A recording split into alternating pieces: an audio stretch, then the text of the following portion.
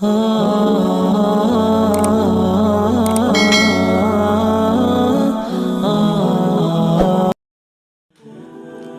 اللہ الرحمن الرحیم۔ یہ واقعہ قبر کی زندگی اور موت کے چند مناظر سے لیا گیا ہے۔ احمد پور شرقیہ میں ایک نیک خاتون دینی مدرسہ کی محتمم تھی۔ اس کو ایک لاعلاج مرض لاحق ہو گیا۔ میرے پاس بہاولپور وکٹوریہ ہسپتال میں داخل ہوئی اور وہیں وفات پائی۔ ان کے علاج پر اٹھنے والے اخراجات کراچی سے ایک حاجی صاحب بھیجا کرتے تھے۔ جب یہ نیک خاتون فوت ہو گئی تو حاجی صاحب کو کراچی میں اطلاع دی گئی۔ وہ تشریف لائے اور سیدھے اس بی بی کی قبر پر گئے۔ واپس آ کر سب سے پہلے مجھے یہ خوشخبری سنائی کہ اللہ تعالیٰ نے بی بی پر قبر میں اپنی خاص رحمتیں نازل فرمائی ہیں۔ اگلے روز حاجی صاحب پھر قبرستان تشریف لے گئے۔ جب واپس لوٹے تو بہت غمگین تھے۔ آتے ہی رونا شروع کر دیا، کھانا پینا بند کر دیا، مگر نماز کی پابندی جاری رہی۔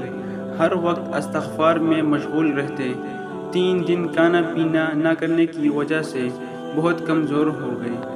میں جب ان کے پاس گیا تو دیکھا کہ حاجی صاحب سجدہ میں پڑے ہوئے آہستہ آہستہ اللہ تعالیٰ سے استغفار اور اوزار کر رہے ہیں۔ آواز میں اتنا درد اور سوز تھا کہ پاس بیٹھنے والے پر بھی کریا طاری ہو جاتا تھا۔ میں نے انہیں اپنی طرف متوجہ کرنے کی کوشش کی۔ میرے بار بار کے اصرار پر انہوں نے بتایا کہ حضرت مولانا احمد علی لاہوری رحمۃ اللہ علیہ نے ان کو کشف قبور کا ایک وظیفہ بتایا تھا۔ وہ انہوں نے پہلے روز اس بی بی کی قبر پر کیا تو نہایت اچھی خبر ملی۔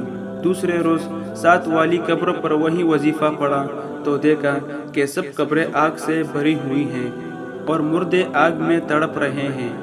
کسی قبر میں آگ کم ہے، کسی میں زیادہ، حتیٰ پورے قبرستان میں صرف 3 قبریں اس آگ سے محفوظ تھیں۔ حاجی صاحب نے فرمایا کہ یہ منظر دیکھ کر رونا تو اور کیا کروں، اللہ تعالیٰ سے ان کے لیے تخفیف عذاب کی دعا مانگ رہا ہوں۔ ایسا دردناک عذاب ہے کہ اگر آپ دیکھ لیں تو ذہنی توازن کھو بیٹھے، یادداشت سے مر جائے۔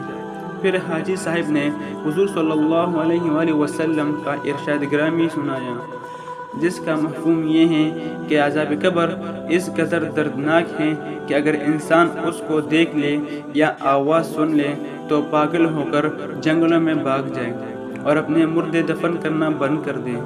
میں نے حاجی صاحب سے پوچھا کہ قبریں آگ سے کیوں بھری ہوتی ہیں؟ انہوں نے بتایا کہ ایک تو نماز چھوڑنے کی وجہ سے، دوسرے استنجا سے بے توجہی کرنے کی وجہ سے۔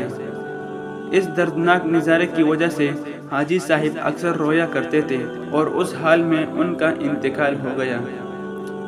دوستو، ہمیں چاہیے کہ نماز کی پابندی کریں اور استنجا میں بے توجہی کرنے سے پرہیز کریں۔ دوستو، اگر آپ کو یہ ویڈیو اچھی لگی تو ویڈیو کو لائک کریں، اور اگر آپ نے چینل کو سبسکرائب نہیں کیا تو چینل کو سبسکرائب کریں تاکہ مزید اس طرح کی اسلامک ویڈیوز آپ تک پہنچتی رہیں۔ ملتے ہیں کسی نیکسٹ ویڈیو میں کسی نیکسٹ عنوان کے ساتھ، تب تک کے لیے خدا حافظ۔